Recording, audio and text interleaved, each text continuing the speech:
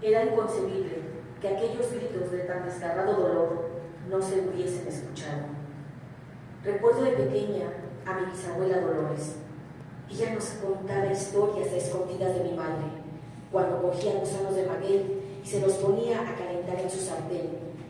Ya sabíamos que era el momento en que le apetecía que nos sentásemos en las sillas de la cocina para poder escucharla durante la merienda, mientras ella hablaba con esa gran quijada que le caracterizaba de su rostro redondo y sus mejillas abultadas, en contradicción con su menudo y esquelético cuerpo. Observábamos minuciosamente el lugar donde estaba sentada con placidez en el ataúd que el abuelo, antes de su muerte, le había regalado en su aniversario de boda número 60. Aunque era un regalo inesperado, excéntrico y ofensivo para la familia, la abuela era quien se lo había pedido durante años. Ella deseaba que fuese tallado con figuras antiguas de Egipto, de la India y de México. Era una obra de arte que había dispuesto que se colocara en la cocina para sentarse cuando nos contaba sus grandes relatos, mientras nosotros nos deleitábamos con sus preciados gusanos venidos de contrabando desde México. Los cogíamos recién tostados, llenándonos la boca. Ese día era especial para ella, porque nos compartiría el secreto de las voces del bosque. Nos dijo que nunca debíamos olvidarlo. Mis pequeños amores, cuando una persona inocente es torturada hasta la muerte, sus gritos de dolor catártico nunca se apagan, perduran hasta después de fallecida la persona. Esos gritos se trasladan a cientos de kilómetros, se transfieren a otras personas y se transforman para generar otra vida que la resucite. Vuelan a través del viento hasta tocar el agua para introducirse dentro de los peces de río. Cuando estos peces tragan ese dolor envuelto en grito, se vuelven como locos nadando desesperados con movimientos muy rápidos, golpeándose unos a otros. Pero después, pasados unos minutos, esos peces quedan totalmente inmóviles, suspendidos en posición inclinada con la vista hacia la luna. Y de pronto, su reducido cerebro animal puede quedar recordando solo los bellos momentos vividos por esas personas que fueron torturadas, logrando así tener la fuerza para pedir a la naturaleza que llueva. En ese instante, las gotas, como lágrimas que caen sobre la humanidad, son el desahogo desgarrado en llanto de la naturaleza, y solo algunos niños o personas especiales con una extraordinaria sensibilidad son capaces de descifrar tanto dolor como la felicidad que vivieron esas personas fallecidas. Observan sus espíritus, sus miradas a través del espejo acuático. Las aguas se llenan de cientos de ojos que flotan por todos los ríos del mundo.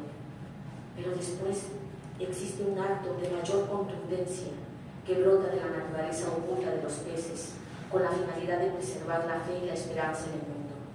Ese es un evento que tendrán que descubrir los elegidos. Mi bisabuela nos podía dejar totalmente embelesados por la ternura de sus historias, pero también petrificados y con pesadillas por la noche. Por eso mi madre nos alejaba de ella. Decía que éramos muy pequeños para eso, pero la bisabuela discutía argumentando que luego podía ser demasiado tarde. Y así comenzó todo, con su voz aguardientosa, imponente, pero a la vez llena de paz. Una de las frases que más repetía era que su amiga, la monja Cristina Reynolds, había entregado su vida por el collar del hambre. Cuando lo decía, su mirada se perdía y podía ignorarnos durante unos minutos. Nosotros la respetábamos. Era como si algo la poseyera. Sus lágrimas caían encima de nuestra cabeza. Cuando nuestros cabellos estaban totalmente mojados, era cuando ella paraba de llorar y seguía jugando con nosotros. La neblina apenas dejaba de ver el imponente monasterio de Santa Magdalena. Las telarañas del jardín estaban congeladas y recreaban bellas figuras cristalinas. En esta ocasión no se olía el acostumbrado olor a pino. El equipo de inspectores de la policía estaba acercándose, y cuando ya se encontraba a 100 metros de distancia de esta antigua construcción, todos comenzaron a percibir un gran olor a putrefacción que les penetraba el cerebro. Daba la sensación de que aunque te alejaras de ese lugar, la emanación se quedaría en tu memoria sensorial para siempre. Ya dentro, después de abrir la pesada y labrada puerta de madera antigua, no dieron crédito a lo que todos sus sentidos estaban percibiendo. Increíblemente, a pesar de su añeja experiencia, este olor provocó el vómito del forense, el doctor Johnson, que apenado se disculpó inmediatamente porque su vómito podría contaminar la escena del crimen. Se sentía confundido. En la vida que había pasado, ni siquiera cuando de joven estaba de prácticas en la morgue. Expresó que nunca había oído ni visto algo similar en toda su trayectoria. Enseguida sacó varios Kleenex de su chaqueta y los dejó caer encima del suelo para tapar el vómito. Sus compañeros de batalla, atónitos, aunque quisieron reprimir su asco, irremediablemente se tuvieron que tapar y girarse para poder resistir el putrefacto olor. La encargada del caso, la inspectora Margaret Cruz, se quiso hacerla fuerte, pero experimentó sensaciones de bochorno, como si estuviera menopáusica. Sin embargo, solo tenía 35 años. Esa capilla solo era utilizada en verano porque carecía de calefacción en el invierno. Y aunque parecía que en ese momento estuviese a 40 grados, ese olor era inconcebible, ya que el asesinato había sido reportado hacía solo una hora y no tenía ningún sentido el hedor a tanta descomposición.